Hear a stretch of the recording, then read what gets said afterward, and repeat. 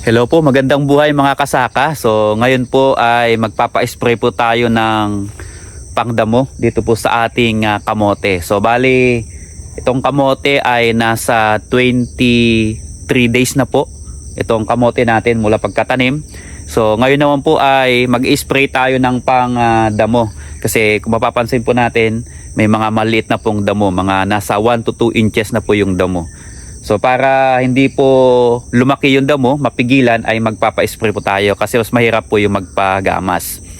So ano po yung gagamitin ko na pang-spray para mapigilan po yung pagtaas ng damo dito sa aking mga kamote.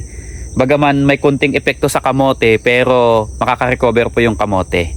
Ano po? So mamaya ipapakita ko po sa inyo yung gagamitin ko po na herbicide para po dito kasi bali dalawa po yung aking gagamitin na herbicide na para po dito sa damo.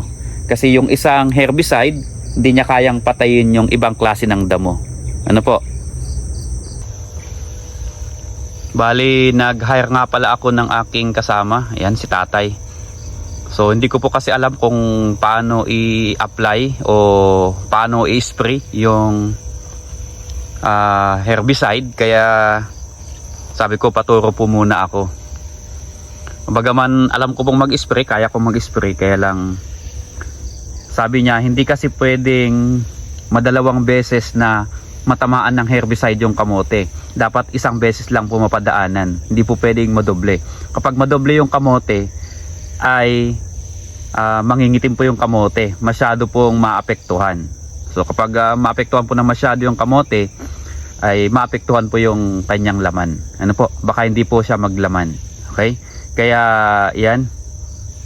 So siya po muna ang mag-i-spray sa ating kamote at sa mga susunod siguro kapag kaya ko na at alam ko na yung diskarte, saka ko po ako mag-spray. So maselan po yung kamote, hindi po basta-basta. Kaya yung iba po na nag-uumpisa, nung nalaman na pwedeng i-spray, basta nag-i-spray na lang, ay hindi po pwedeng ganon. So kailangan na din po ng technique para hindi po maapektuhan masyado yung kamote. Kung mapapansin po ninyo, yung ating panahon ay makulimlim. So ito po ay maaga pa lang po kami ay nagpunta nito sa bukid. So ano po yung purpose kung bakit kami maaga kaya na mag-spray? Okay, so ito po kasing herbicide na i-apply po natin ay medyo may kamahalan. Kaya dito po sa amin kasi kapag hapon umuulan. Kaya dapat maaga po naming i-spray para sa ganon sa 2 to 3 hours po na wala pong ulan ay okay na po yun. Nakakapit na yung lason o yung herbicide dun sa dahon. Kapag kasi nabumuhos ka agad yung ulan na wala pang 2 oras ay maaari pong mahugasan at hindi po umepekto. So sayang naman po yung gamot.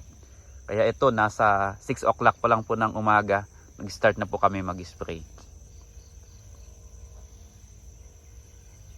Kung mapapansin nga pala ninyo, yung buga ng ating stick dito sa sprayer ay medyo marami. So bali 3 po ang butas niyan. Ano po?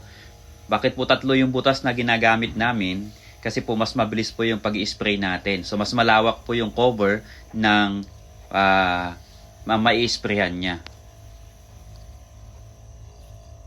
Yan po yung sinasabi ko po kanina na dapat minsan lang po madaanan ng spray o ng herbicide yun pong dahon ng kamote. Ano po? Kaya si Tatay, kapag nag-spray po siya, ay meron pong tanda kung hanggang saan po yung dulo ng na-sprayhan niya. Ano po? So hindi po pwedeng maulit. Ano po? Kaya binibilang po niya yung pinakang garden, yung pinakang dami o lawak ng kanyang ini-sprayhan.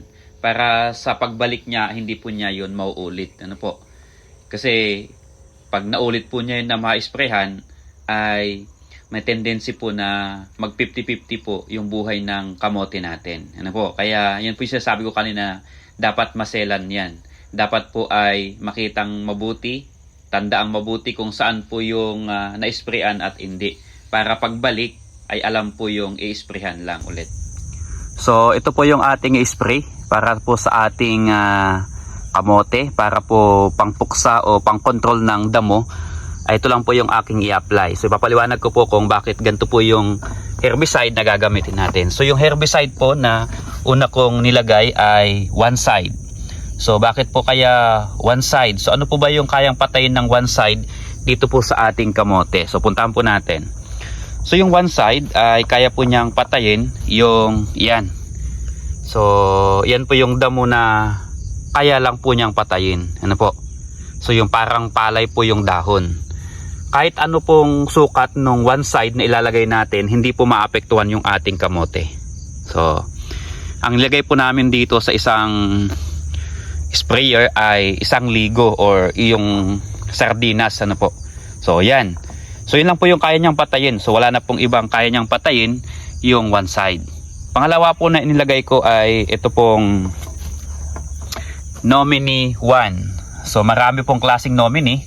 Noong nakaraan po nagpatanim ako, yung Nomini po na ginamit ko ay walang nakalagay na 1. So naapektuhan yung kamote, nasaktan masyado. So iba po palang klase yung Nomini na walang 1. So ito po Nomini 1. So ang kaya naman pong patayin ng Nomini 1 ay yun naman po yung mga damo. Tingnan po natin dito. Yan yung mga maliliit. Pero yung Nomini hindi po niya kayang patayin. Ito pong parang palay ang dahon. Kaya one side naman po yun. Kaya bali dalawa po yun nilagay ko. So sa Nomini ay ito pong maliliit na damo na yan. Kaya lang yung Nomini maapektuhan po niya ng konti yung kamote. So maninilaw po ng konti yung kamote. Pero after 1 week ay makaka-recover po yan. Ano po? Pero sa dalawang in-apply ko na Nomini at yung one side ay meron pong isang damo. Pareho po nilang hindi kayang patayin. Ituturo ko po yung damo na yon. At baka pwede po kayong makapagbigay sa akin din ng impormasyon kung ano po yung pwedeng pamuksa doon sa gantong damo. Ito, hindi po kaya ng Nomini at hindi po kaya ng one side. So yan po yung dahon niya. At yan po yung may iwan lang na damo dito sa ating kamote. Kapag namatay lahat yung mga damo. Okay? So hindi ko po alam hanggang sa ngayon wala ko pong nakakapag-experiment kung ano po yung pwedeng gamitin na herbicide para po dito sa damo na yan. Okay? So yun po yung aking ginamit muna na pang-control po ng damo dito sa ating kamote.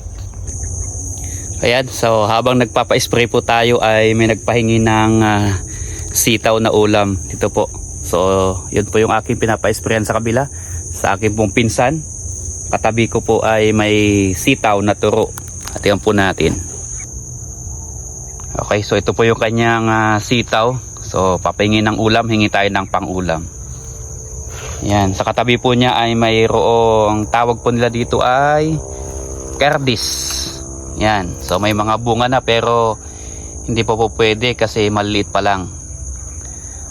Okay, maliit pa lang po yung mga buto niya. So ito na po yung aking nakuha. Yan. So meron na pong pang-ulam pag-uwi. So kuha pa po tayo ng konti.